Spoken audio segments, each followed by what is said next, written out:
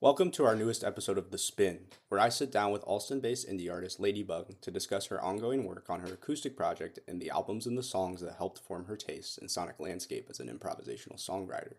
Thank you for tuning in, and I hope you enjoy our conversation.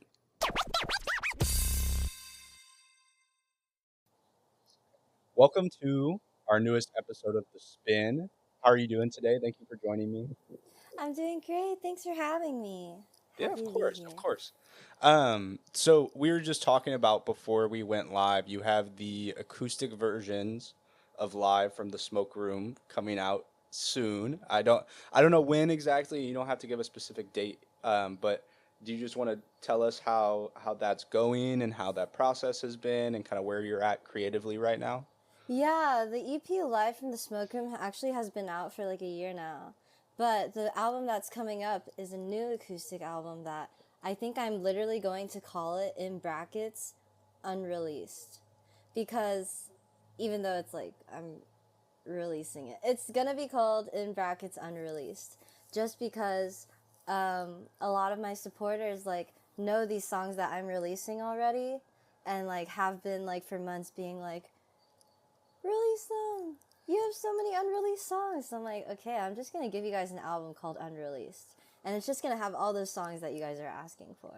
So that's literally how the acoustic album is happening. It's in the making, like at this very moment. My producer and the engineer and I were working really hard.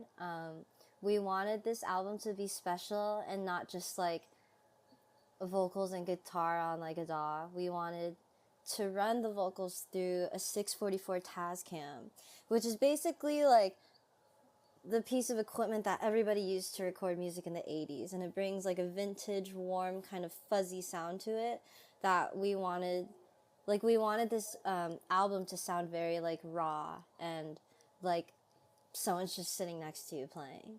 Like we Yeah. wanted to kind of go for that vibe, so the Tascam helps a lot with that. Like it's just good to make it a little bit more interesting because the whole album is just me singing and guitar, like no backgrounds, like no drums, no bass, anything like that, just like a couple harmonies in some of the songs and like yeah, I'm Cool. excited. Well, that's my fault. I got confused. I thought it was acoustic versions of the Smoke Room, but this is entirely new songs, or at least songs you haven't released yet. Yeah, but there is um I will say that this album coming out is going to have 7 songs, and one of them is my rendition of "Out Getting Ribs" by King Cruel. So it sounds, I would say that it sounds like really really different from how King Cruel sounds. I don't think I beat him like, but at all. I really don't think so. But mine is definitely like a very. I would say it's like a different vibe, you know. He has a very distinct like vocal technique, and obviously my voice doesn't sound like that, so it just sounds very different, but I like it. And another one is actually a acoustic version of Potential, which is already out. It's like a alternative rocky kind of shoegaze adjacent song, but the acoustic version will be in the album because I noticed that a lot of people seem to like that version of it, so that will be out too. Nice. And so, do you perform, or has your audience heard these kind of at your live shows and your performances, like these acoustic versions, especially of Potential? Is that something you perform often?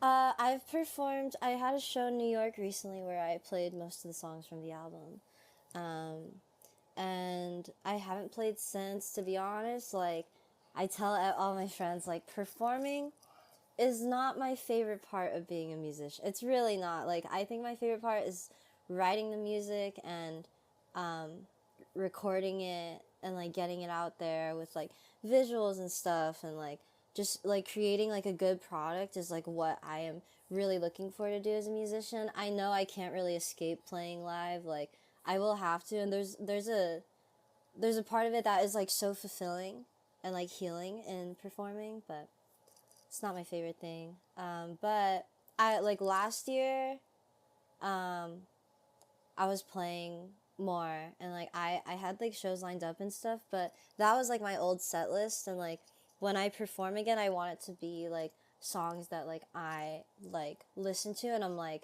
yeah, I want to be perceived this way, you know? So I'm just looking for like a really good outcome and like releasing songs that I'm really proud of. So then I can play released songs that like I really want to share with people. So that's like my plan.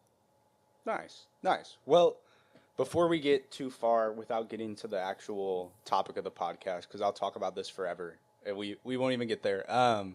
But we have, so you sent me beforehand 5 albums. Well, some are albums, and then we have some like assortments of singles, some groups of singles. That will help us to kind of trace through your musical journey. And so we have here, and I'll list out the albums more specifically as we get to each section. But we have the first album you remember hearing, the first album you bought, the album that was most influential upon you when you started making music, and then we have underappreciated, a classic album that's underappreciated, or just an album that's underappreciated in general, and an album that's come out within the past 5 years that you've loved. And so for 3 of these, we have albums. For 3 of these, we have groups of singles, which is great. But I'm going to start us with the first album you remember hearing, which was The Life of Music, or the Life of Music, The Sound of Music soundtrack by Rodgers and Hammerstein. So just talk to me first about kind of your first exposures to music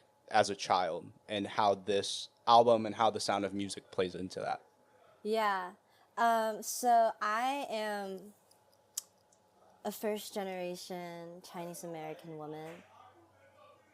There's background audio. I'm so sorry. No, But you're good. You're good. I am a first generation a Chinese American woman. My parents grew up in China and immigrated to California with literally $200 in their pocket, and they just like made it work. And I don't know anyone stronger than my parents. And but let's just say they were not hip.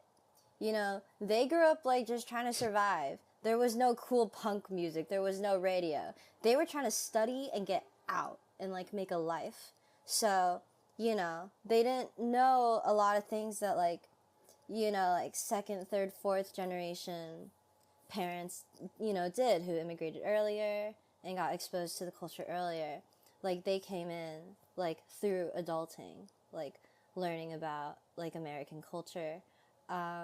So no, they didn't listen to punk music. Like they did not show me, you know, all this niche stuff that's like so big that people are like, oh, I've been listening to this since I was a baby. Like I wasn't.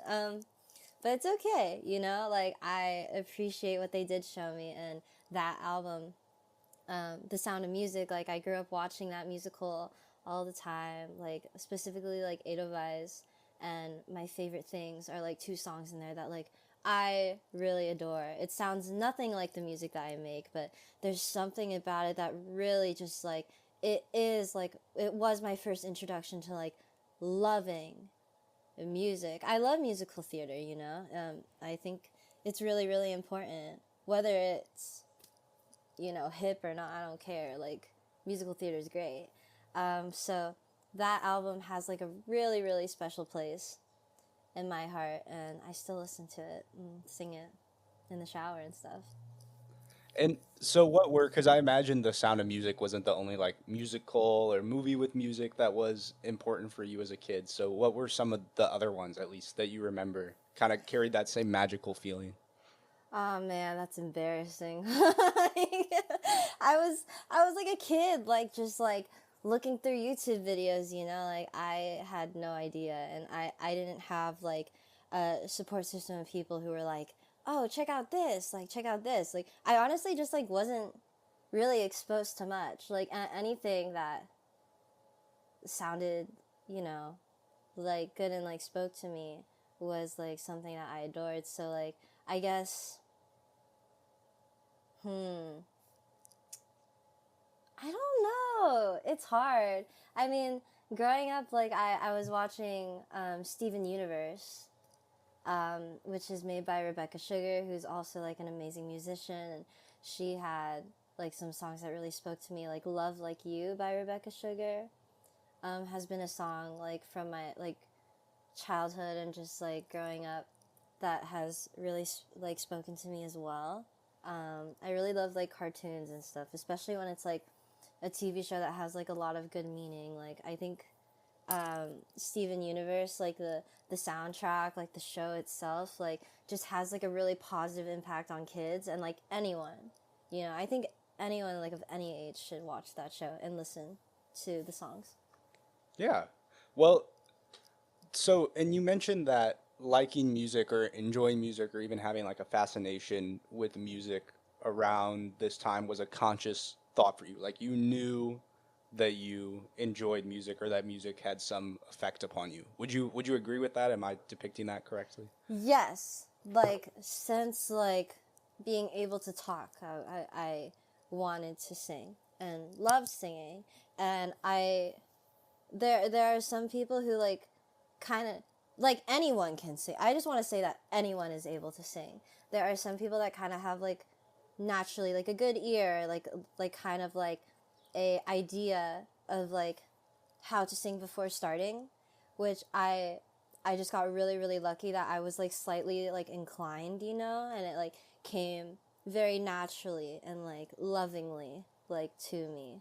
So yeah, but my music taste wasn't like amazing, you know what I mean? Like again, I wasn't exposed to much, but like anything I could get, like I was willing to like pay attention to. So musical theater was like a big thing. I was a nerd, like a you know, I love Hamilton. Like someone fight me for it, but you know, it's just like a good musical, and you know, like musicals like Be More Chill, like Waitress, um, Heather's, stuff like that. Like I was like obsessed, and also with like animated videos that people would make, like illustrating these musicals too. I was obsessed with that.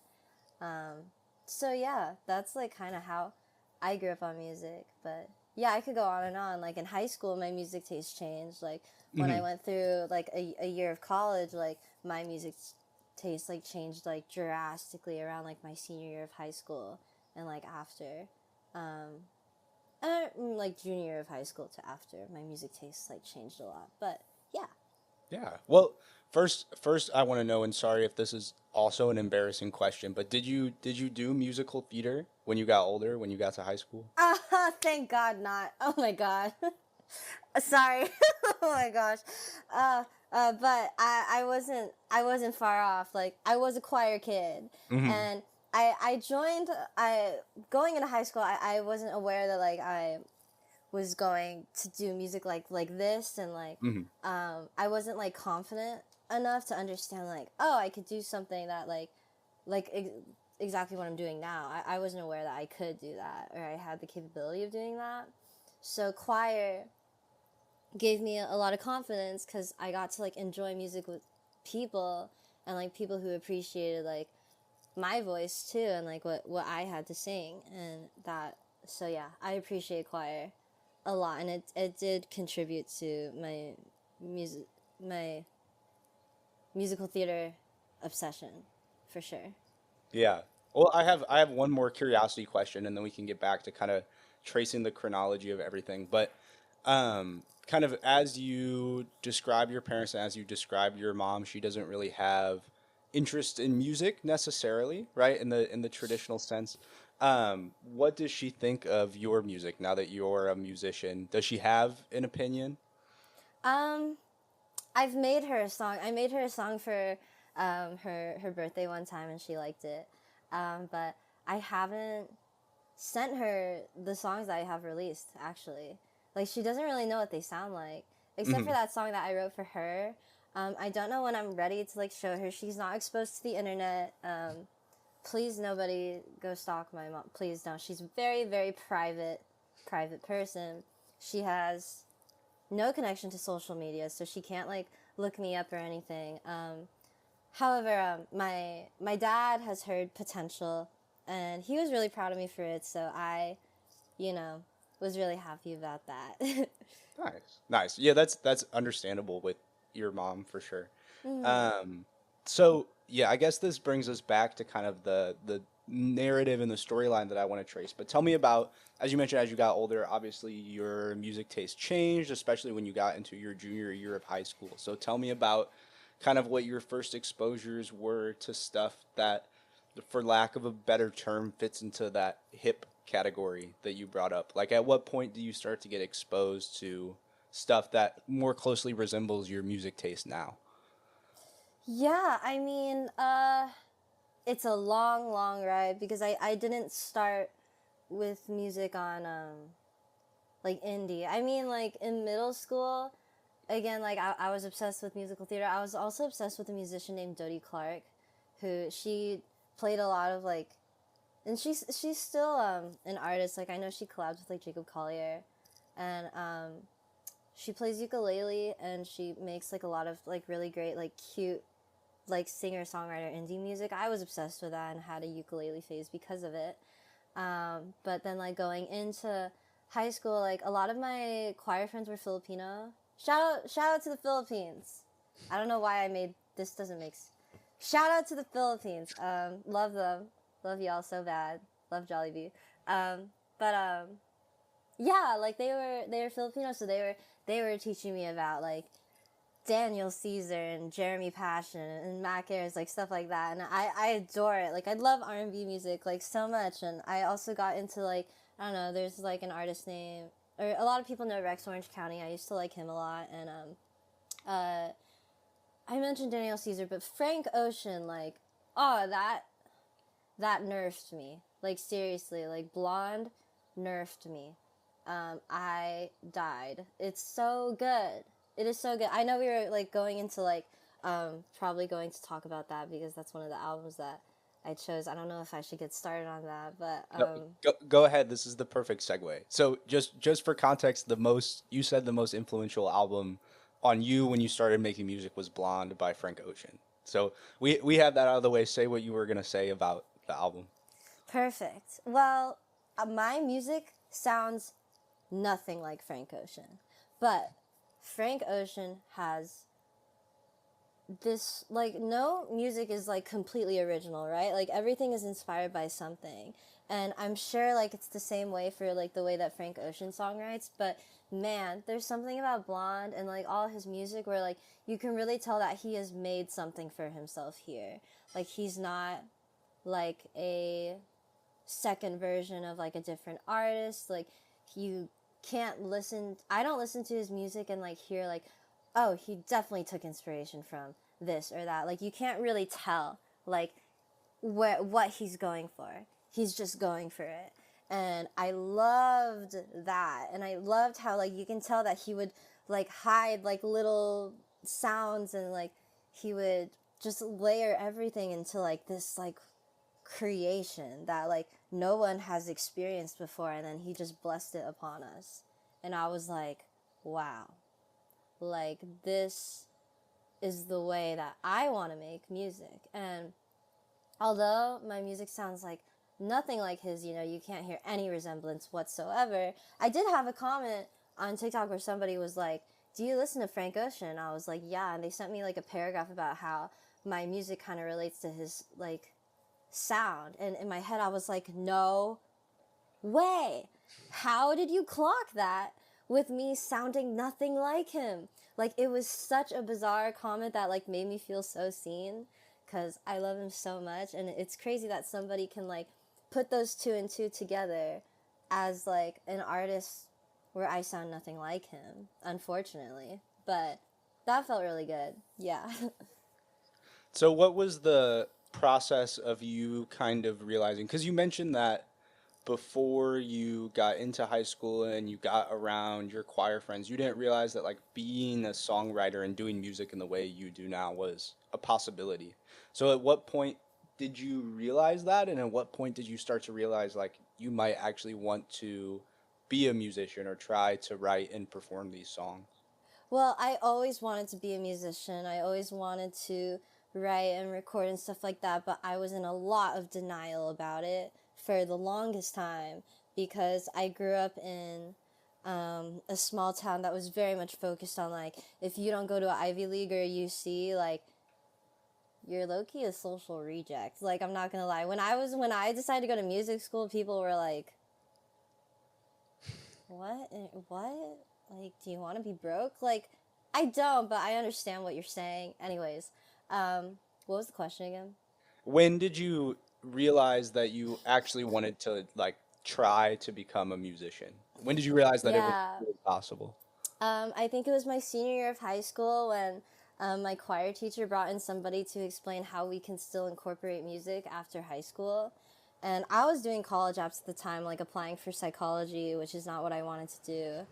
And I remember like freaking out of my head and like after class, like going up to him crying, like, I want this so bad because the explanation was like, oh, like if you want to incorporate music and like want to do it in like a more creatively free way, like you could be like an artist. And I heard that and I was like, there's no way I can do that. But then they were explaining the opportunities of it and I just started freaking out of like, oh my gosh, I want to do this.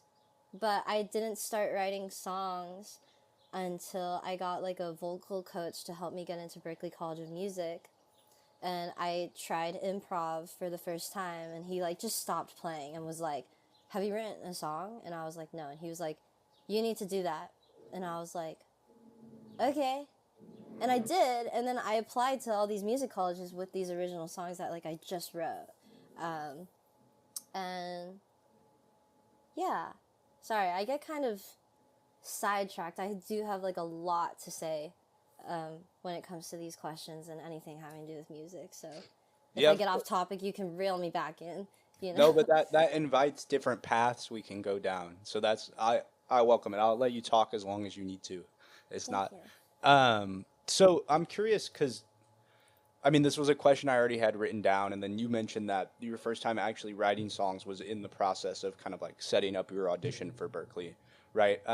So tell me about, I guess, what that process was like of you writing either your first song or that set of songs. Like, did the inspiration come easily to you? Did you find your style relatively quickly, or just what was that process like? Yeah, I mean, ooh, basically, I remember visiting Berklee College of Music like before applying to do a college tour. And the first thing in the orientation they said was like, when you guys are auditioning and stuff, do not change your song 2 weeks before. You will do bad. You will not get into Berklee if you change your song 2 weeks before. I changed mine the night before at like 11 p.m. And my Berklee audition was in the morning, like an hour away. And at 11 p.m., I'm like using my sewing machine to like tailor my pants, my trousers to wear something nice because I'm 5 feet tall and don't want to get altered. And I'm writing the rest of the song. And like, I finished the song the night before. I'm about to go to sleep. I'm like, okay, the most important day of my life is tomorrow, I guess. And then I get a call from a friend who was like going through something. She's like, I didn't know who to call. And I'm like, in my head, I'm like, the most important day is like tomorrow currently in my life. And like, but my friend crying. So like, yeah, I stayed on the call. Yeah, I made sure she was good. But in my head, I definitely was like, oh, like, I just nerfed myself, like, actually, like, but I get in the car with my vocal coach, we're driving to the audition, and I'm like, I changed the song, and he was like, okay, and I was like, yeah, I finished it last night, and you could just see, he's such a nice man. He really was not feeling great, though, when I said that. And I get to the audition, and we prepared 2 songs. One was the original that I had just written, like, and finished, like, and the other was, like, a song by an artist called Her, called Uninvited, that had, like, all these vocal riffs and, like, some belting, like, some stuff that, like, can show, like, oh, like, my technique, like, maybe it would, like, have been easier to get into Berklee if I, with that song, like, rather than the songwriting one that I did. But I remember like the judges were like, you might only have time to sing one, so like which one do you want to do first? And I look at my vocal coach and he's like, And I was like, I'll sing my original. And he was like, I was like, I ended up being able to sing both. There was time.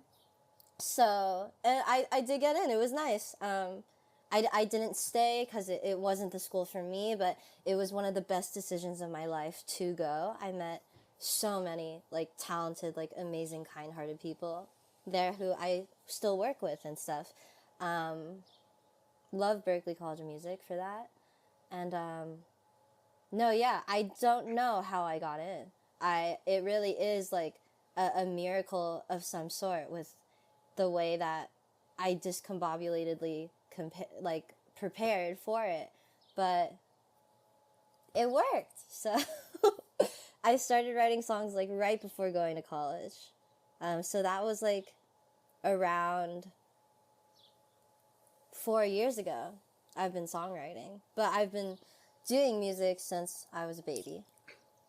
Nice. Well, the next thing I want to ask about, it also kind of gives us a good segue into the next section and kind of to move on from Frank Ocean, as sad as that is. But tell me about the formation of your taste and your taste in music as you moved on from high school, through your experiences at Berklee, and then afterwards. How did it develop from there? And then, well, I'll save that for a follow-up question. We'll just leave it there. How did your music taste develop after high school and as you went to Berklee?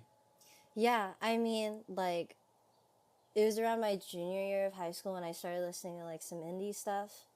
Like, just cute little indie, like, some Clara, some Biba Doobie was in there, I was like, oh, this is cute, this is nice, but my voice has always had, like, more trouble, like, having, like, a belting higher register. Like, I am, like, a mezzo-soprano, I would say, and I can get high up there, but it is with my head voice, not like my chest voice, where I can do like a big, loud, belting note. Like, I've never been able to do that, but I was like, I want to be loud and big. And how do I do that?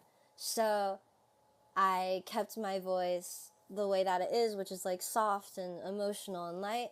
And then I just made my instrumentals big. I don't know if that had to do with the question. I'm kind of going. I'm kind of just going. Well, it had to do with my follow-up question, so I'll toss both questions out there, and you can take it in whatever direction you want. So the first question was, how did your music taste develop after high school and as you went to Berklee? And then my follow-up question was going to be, what impact did that have on your songwriting approach? So you kind of anticipated my second question. I guess so, yeah. But that's when my music taste kind of started shifting from like indie pop to like, I still listen to indie pop. I still listen to R&B, by the way. I love all of it. But I started getting into like some like heavier kind of rock music, and I learned about, like alternative indie. I learned about punk. Like, I learned about like shoegaze adjacent stuff. Like, and I really wanted to incorporate that sound in my music because it was a way to make my music like feel big without my vocals being loud. But I mean, in my first Ladybug set, like when I was first doing shows, I did have like a screamo part where I would just scream like as loud as possible into the mic and like as low of a register as possible to like kind of mimic like screamo, but it wasn't really, it was just me screaming. But it was fun. It was really fun. So I don't regret it. But no, yeah. I don't know if you want to kind of navigate me into Yeah, yeah, talking yeah. about something. So so you obviously moved, like you mentioned, your actual sound, at least on the surface, doesn't have much in common with Frank Ocean's sound. And so at some point you moved towards more of and as you mentioned with the shift in your taste, more DIY, some heavier stuff, right? Like what we see in your released music now. Yeah. And so did that, when you made that shift ultimately as a songwriter, did that change your approach to songwriting at all, for lack of a better term? Or did it kind of stay the Yes. same? It changed, but I've only been songwriting for 4 years, so but when I started, like really, really started, like it was like indie going into like heavier indie. Hmm. But yeah, what was the question? I'm so sorry. Like, Did you? No, you're okay. Did your or how did your songwriting approach change when you realized you wanted to pursue more of that heavier, more DIY sound? yeah, I think I really focused less on vocals and melody. Um, and I really focused on making like cool guitar riffs that could sound cool with like heavy distortion. Like, I wanted guitar riffs that, you know, were like very prominent, where like you can kind of remember the song through like the melody and the guitar riff. But yeah, I really, really tried to like get as good as at guitar as possible, because I think with um like genres like indie rock and whatever, the instrumental is so important. And at the time, like I was still like pretty like beginning, like I was pretty much a beginner at guitar for sure. And like I knew, like if I wanted to make good music, like I had to get better at guitar. Like Hmm. I already have like I have more of an idea of how to sing, you know, so I focused less on that. And the way that like my songwriting process goes with like melody and vocals and lyrics and stuff is like completely improv. Like I find like a cool guitar riff, or one decent enough that I like. I start playing it and then just like vomit whatever words and whatever melody comes out until I like it. Like that's the only way I can write something meaningful, is like doing it like through freely just improv, like um so yeah. Yeah.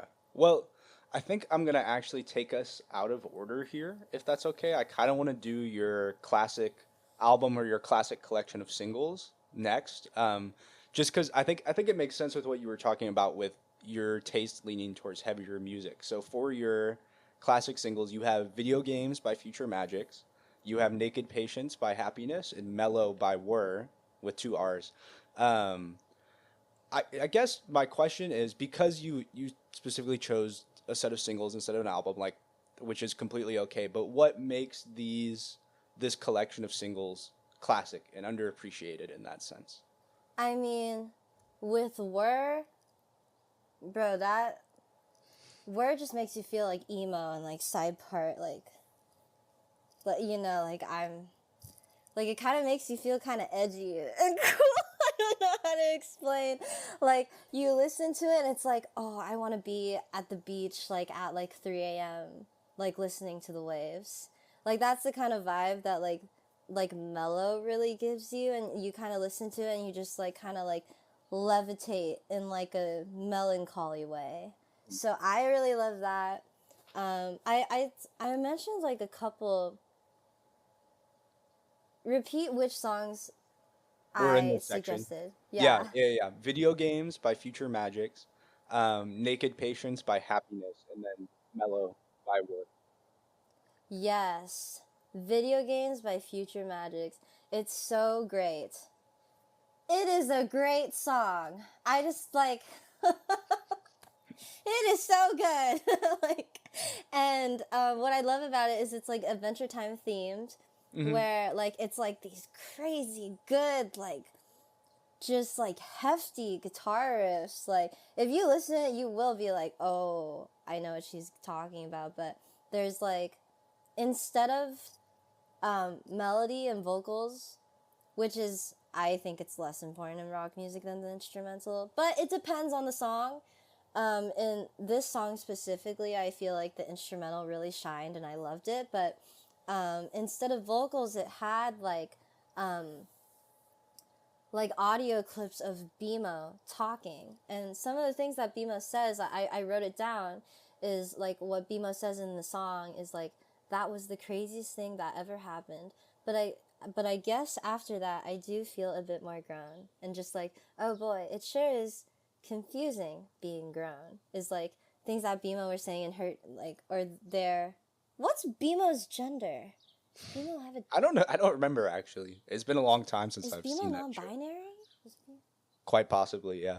I don't know, but BMO was speaking facts though. Hmm. It's weird to grow and to feel more grown than before. It feels really, really weird. But it feels better listening to BMO admitting it with cool guitar riffs behind it. I think that makes it easier to comprehend. So I really love that. And the last one again, was it the Radiohead one or was it the It was um, Naked Patience by Happiness. Naked Patience? Yes. It's like kind of like think of like upbeat Smashing Pumpkins vibe, Hmm. and it's just like a cute song that like makes you want to like but it's also like not in like a mainstream pop kind of way, in like a like fall, like golden leaves are falling down, you're wearing cowboy boots and like have like a spiced latte that isn't from Starbucks kind of thing, you know, like that's kind of the vibe of that song. And there isn't like a really really meaningful meaning behind that song for me, besides the fact that I just used to listen to it all the time and it just made me feel like better and like cute and happy, So those three songs, but seriously, like Video Games by Future Magic's like it's so good. Like I can't even. It's so good. But yeah, that's what I have to say about those songs. Nice, nice. Well, I want to toss out the three songs you listed that have come out within the past 5 years that you loved, and then I have kind of a. You can toss in whatever you want to say about those songs. You don't have to go in depth on each one if you don't want to. And then I have a question that will unite all six, I think, hopefully. Uh, Okay. so those three songs that have come out within the past 5 years were Lexapro by Computer Wife, and then High with You again by Future Magics, and then Sheets, but the demo version. Is it Quanic? Is that how you say the band name? I actually couldn't. I think so. I think so. Um Sorry, what was the first one that you mentioned again? Let me just get that one in my head. Lexapro by Computer Wife. Lexapro by Computer Wife. Ah, see, now that is a great song. It has like the vocals on it have this kind of like distorted Tascam-y kind of like vintage, like not very like quote unquote good like clear quality, but it really adds to it. And there's just something about it really reminds me of a band called War Machine that is like a local band in Allston, that I love them. They're all like they're just such nice people too, and like I feel like they have like a very original sound. So like finding a song that like sounded like them like made me really happy. But yeah, Lexapro by Computer Wife. I think everyone should listen to it. Um, for those of you that are really really focused on being niche and cool, listen to it. It makes you feel cool. It like listening to that song makes you feel like the I don't think I can cuss in this interview. It makes you feel like the poop. Like it makes you feel good. Like so yeah, I love that song. And again, like I feel like yeah, all the songs that we just listed, like like by Future Magics, and the last one was, oh my gosh, what were the songs that I sent you? The last three that you just mentioned to me all make me feel the same way. Hmm. Just like really well made music that isn't too crowded. It just has like very distinct, I don't know, like effects to it. I don't know how to explain it. I feel like the only way to like really understand kind of any idea of what I'm saying is just to listen. But it's kind of like the kind of music you want to wear a leather jacket. Hmm. You need to wear a leather jacket listening to those songs, in my opinion. So that's how I feel about them. Nice. Well, just for the record, if the opportunity arises again, or you feel the need to, you're welcome to cuss in the interview. But you don't. I mean, you don't have to, definitely. But it's no Oh, problem. If the opportunity comes up.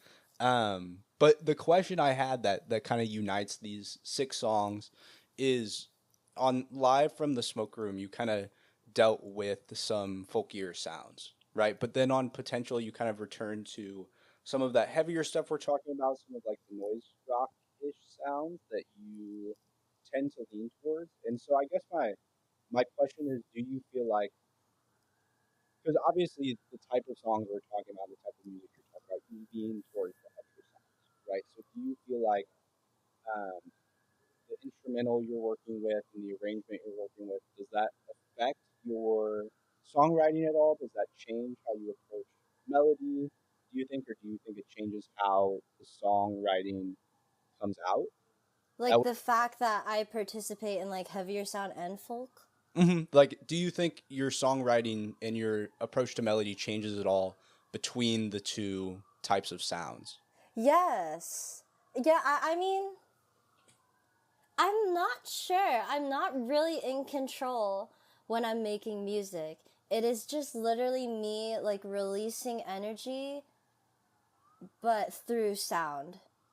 So I don't get to just be like, let me make some punk, and then it just happens. Like, or let me make like a cute indie folk song, and then it just happens. Like that's not how it works. Like it's just me and a guitar, and whatever comes out. Like if it happens to lean heavier, if it happens to lean folk, it just does. You know. So like I don't know how to like I'm just not in control. I'm just letting I just let everything happen, and it becomes what it does. But also think it just depends on my mood, you know. But even with like the heavier songs, like they're all just written on like me and this acoustic guitar, and it doesn't really start with distortion or drums or anything like that. It's just me and a guitar, and then when I find that it has potential to be heavier, like I try it, you know. And if I just really like how it sounds acoustically, like I will make it like cute, kind of like soft music you want to sleep to. That's how it works for me. I wish I had like a better structure for it, but no, it's just this guitar, a lot of voice memos, and like a lot of unorganized things in my notes app is how I songwrite. Nice. Well, that's a good answer, anyways. So now we went out of order, which is completely okay, but I want to circle back around to the album we skipped, which was the first album you bought, and you mentioned that was a cassette by K Porcelain. So just tell me about the whatever album you bought. Tell me about what you love about this artist. I'll have some follow-up questions, but let's start there. K Porcelain is an artist that is too cool for the Grammys or the VMAs. Too cool. Too cool. Just too original and unique and like profound. Like I love K Porcelain. I'm a stan. And I can't explain I just can't explain the way that they made it. Like K Porcelain puts their music on cassettes. They're too cool for the Grammys, like by far. And I can't explain the kind of music they like. It makes you like want to take a tambourine and just like dance like a frog, like a little frog. You're a little frog with a tambourine dancing to K Porcelain. That's like how I feel when I listen to them. I saw them live in New York. I've seen them live a couple times, but when they were selling cassettes, I was like, I don't have a cassette player. Wait, I bought one yesterday actually. But at the time I was like, I don't have a cassette player, but I'm gonna get that cassette. Because I need it. I need it. I need it. It's the best trinket in the world, and I'll definitely buy a cassette player for it eventually, which I did.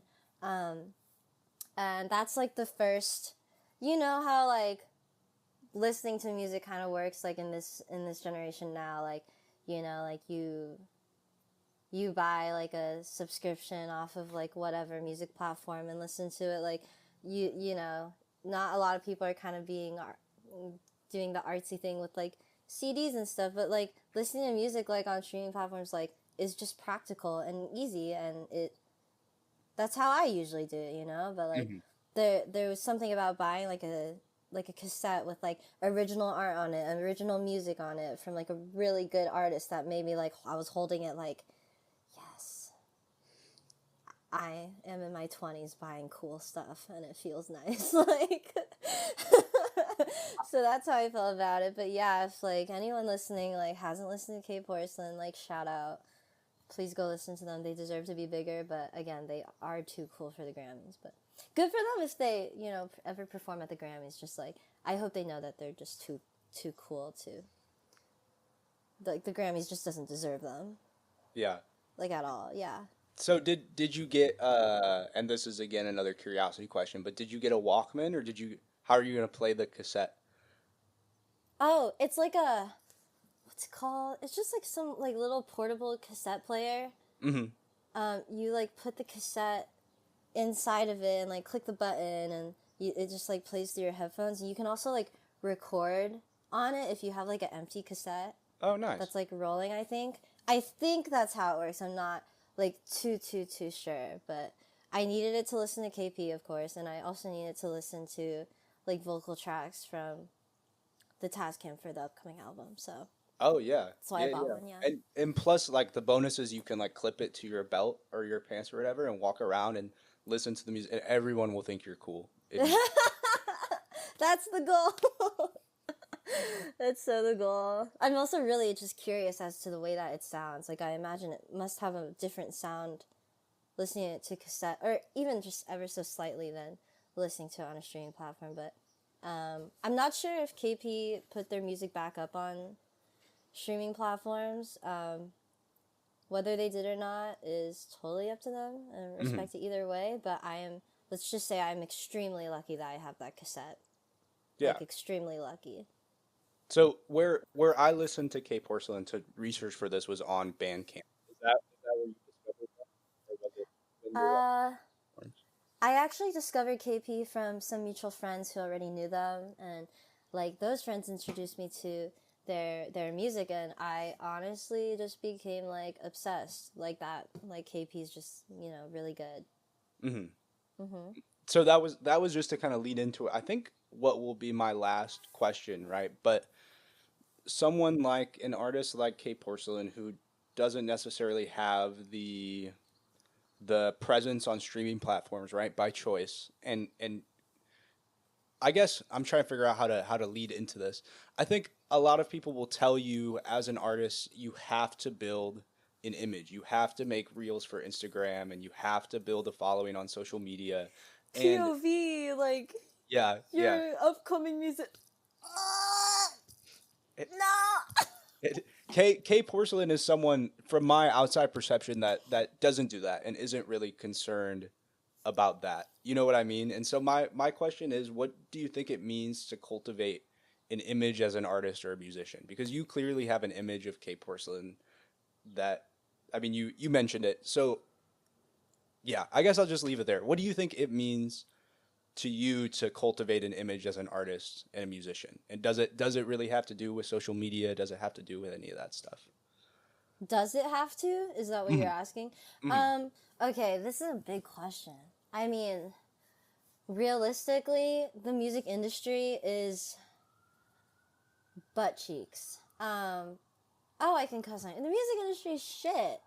Like, it's totally like, how are people supposed to like ethically make a living like without like selling their soul mhm, to join the music industry? Like the possibility of me being a big enough artist to just do music like full time is like objectively rare. I'm not saying like it can't happen, but it's rare. So like when you think about it, like the numbers and stuff, like it doesn't like matter, but what matters is like the amount of numbers that are being impacted in like a positive way from what they're engaging with that I am making. mhm, So like I never thought that I would ever get DMs or comments from people being like, I have insomnia and I slept for the first time because I listened to you on live or I listened to the EP.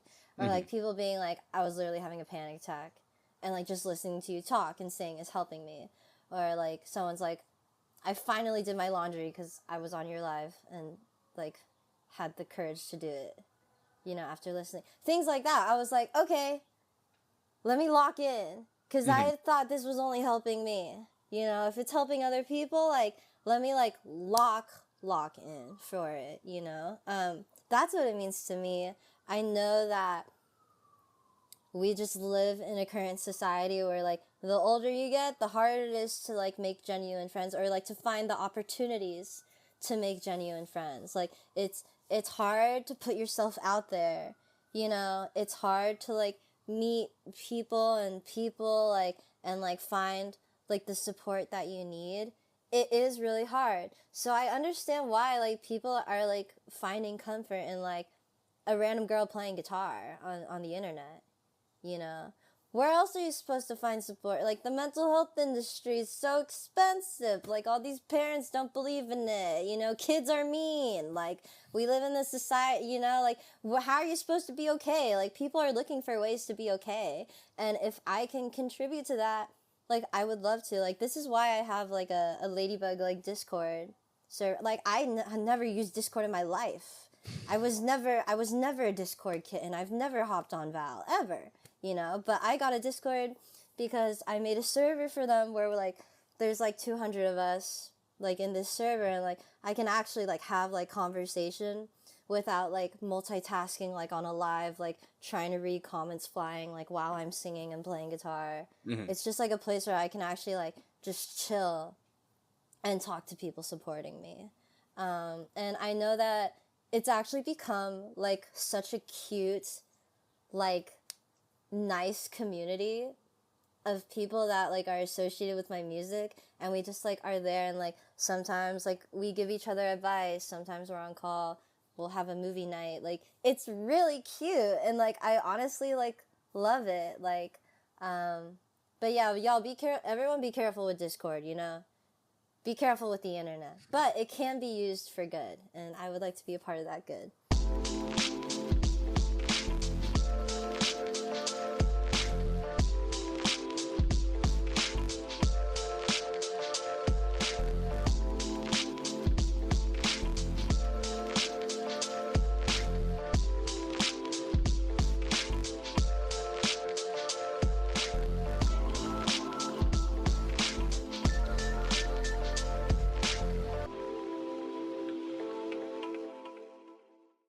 Thank you again for tapping into this episode of The Spin. If you enjoyed this episode and this conversation, please check out our website at melt-fm.com to see some of our interviews with rising artists from across the globe and some of the additional content we'll be pushing out over the coming months. Thank you.